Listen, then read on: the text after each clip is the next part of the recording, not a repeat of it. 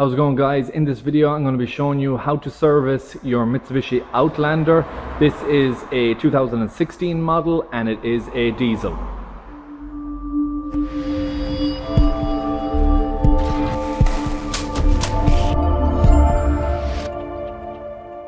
Alright, so what we're going to be addressing in this video is oil filter replacement, engine oil replacement and air filter replacement, and I will be doing a separate video on how to reset the service interval warning that's on in the dash as well.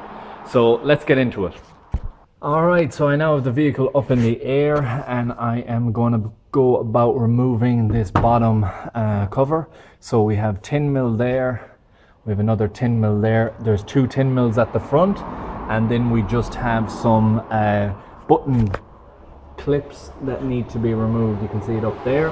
And the tools I'm going to be using is I'm going to be using this impact driver 3/8 and this trim removal tool from Worth to take off them buttons. I'm going to take that cover down, get access to the sump and start to drain the oil. So I just use this trim tool here, pop in and pull out, and the same at the back. So that cover taken out of the way now, and that allows access to the oil filter, which you can see straight in front of me there. And then over this side you can see that's the oil drain plug. That is a 17mm, I believe, and then we will be using an oil filter strap to release that. I'm going to go and get the oil drainer now, bring it over and start to remove the engine oil and the oil filter. So a 17mm sump plug, let it drain out completely. When that stops, you put back in the sump plug and replace it with a new washer if necessary. And next we'll be on to the oil filter removal. So the sump plug back in, it's all tightened up now, and I am going to go about loosening this next. And the tool I'll be using is this 3-prong claw on my 1/2-inch drive ratchet.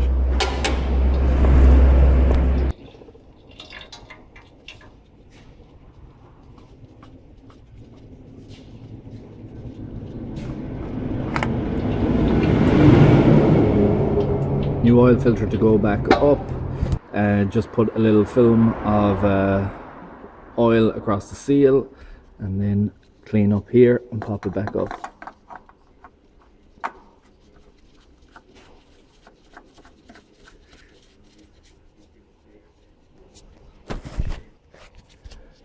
Oil filter is now back up in position, sump plug is all tight. Next thing we're going to do is put the undershield back on. I always recommend using OE quality parts.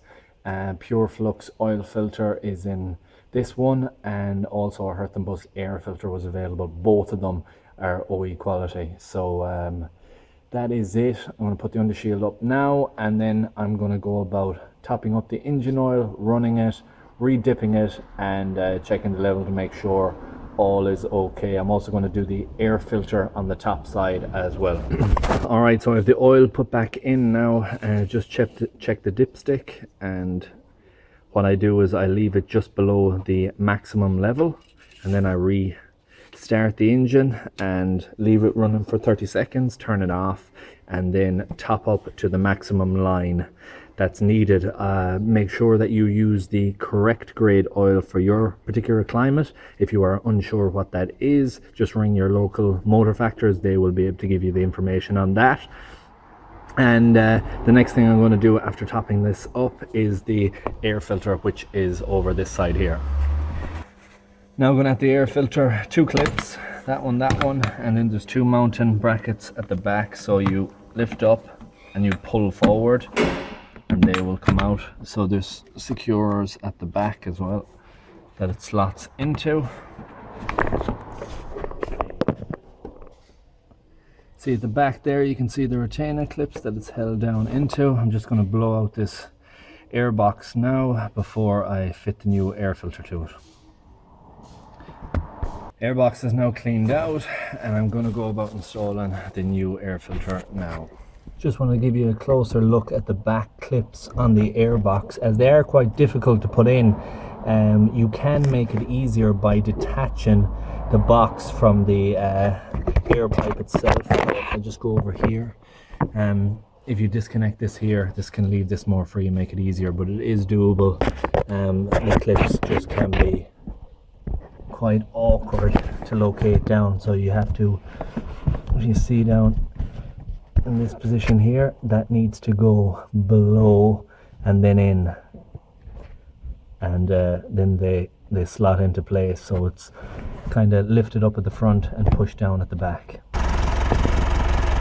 So this is all back together now, and this service is now complete. I'll also be doing a separate video on how to reset the service interval warning, so I'll link that in the description as well. I hope you enjoyed this video. I hope you found it useful. If you did, please like, share, comment and subscribe, and I hope to see you in the next one. Thanks for watching.